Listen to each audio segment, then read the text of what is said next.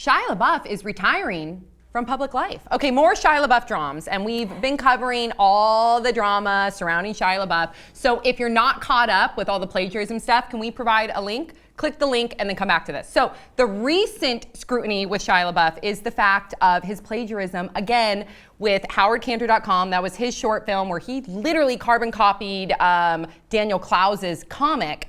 And Shia feels like, even though he's apologized, and I say that in quotes, even though he's apologized, he feels like that people are still attacking his artistic integrity. In fact, he tweeted, quote, "In light of the recent attacks on my artistic integrity, I'm retiring from all public life." And then he goes on to say, "My love goes out to those who have supported me." Thoughts, 5 words or less? He needs a Shia LaBeouffer. My plagiar, Shia LaBeouf. That's amazing. He's plagiarizing J.D. Salinger. Please transform to accountable person. Yeah, well. Accountable. Okay, because first of all, have you been following all this? Are you caught up with the fact that he not only plagiarized this comic, but he also did the plagiarism with his apology on Yahoo Answers, and also the plagiarism with, what was the Broadway play? Alec Baldwin from Esquire magazine. He copied and pasted a whole argument pretending to be him, but it was actually from Esquire. So you know the whole backstory. Yes, I've kind of been investigating it over the last 8 hours to prepare for this. He also did he used a skywriter. He did a skywriter. I'm sorry, apologize. Daniel Klaus, which was kind of, wasn't that Lena Dunham's idea? And then she tweeted, it was like three days after that, she tweeted that she wanted to do that. And then he retweeted her. There's so much depth to this plagiarism. That he's creating, yes. though, when you think about it. And he's an actor. So we don't have much control at all or creativity when it comes to, unless you really take it upon yourself, like I've done in a couple movies where I go, I'm not improv these scenes. I think, so if he's trying to be creative and he's going out there and then they're finding reasons why it's not originating with him, and he's just fessing up to it. His apologies have always been so he'll apologize, but then it'll come back around and he'll say, but in reality, if you don't think that I wrote it, I'm sorry that you think that I didn't write the film, but everything's based on other people's ideas anyhow. Right. Everyone it's been gets backhanded inspiration from apologies. They've been backhanded. Yeah, but that I do agree with. We all inspire each other. I mean, we steal. That's what our business is made of, is taking bits from here and there, and then afterwards going, I was so inspired by this Japanese filmmaker. But he should have said, I was inspired by instead of written by.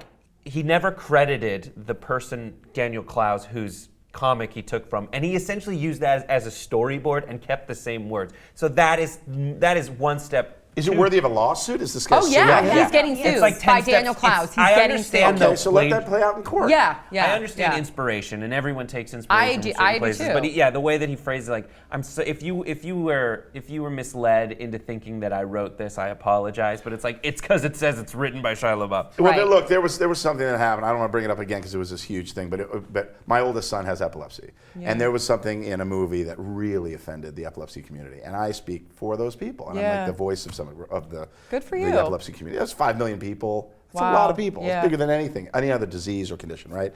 And I begged the filmmaker to apologize. So his apology to me was, "I'm sorry that you were offended."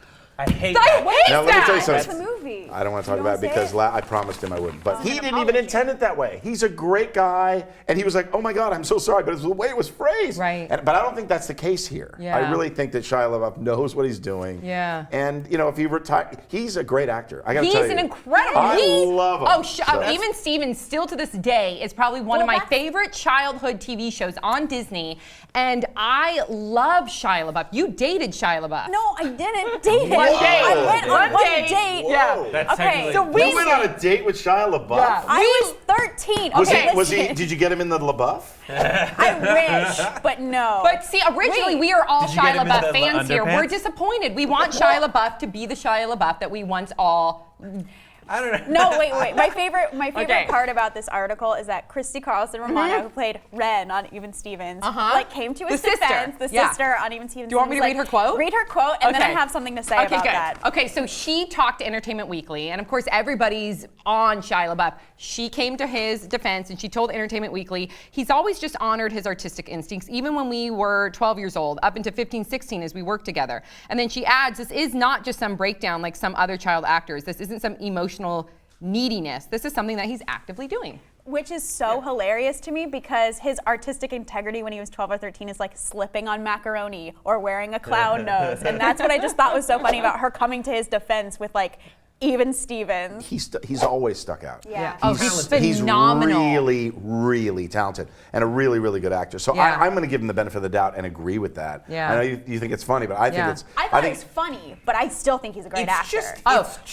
He's so convinced that he's doing these things right that he's clearly doing wrong. Yeah. He thinks this is how filmmakers get inspired and how you make moves as a filmmaker. No, that's not how you do it. You can't plagiarize. Yeah. He thinks the way you apologize is by going online and finding the right words that someone else has Yahoo written. Answers. Did you know from this? Yahoo He Answers. copy and pasted a And Yahoo so- Answers thing. How do I apologize to Picasso from somebody that plagiarized Picasso? He copy and pasted that. That was his apology. He just seems so stupid. He doesn't. I think get it. now he's doing it on purpose. Now that you're telling me this, Do you? and Do you? yes, That'd be amazing. And, by the way, every successful pitch in Hollywood, both TV and film, if you go in and you say, "I'm reinventing the wheel. This is something we've never seen before," those are death words in a room. What you need to say is, "It's Bionic Woman meets the." Talk about plagiarism. Right. There's not one unique idea. It's a combination of this and that. Heroes.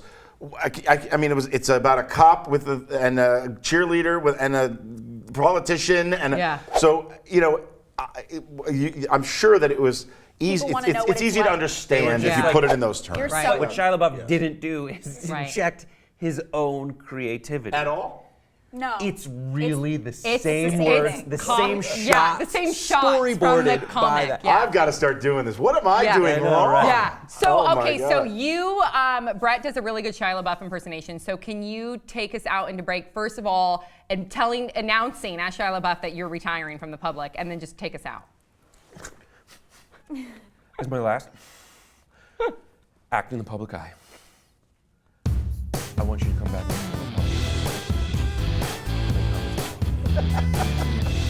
See you next time. Here's my penis.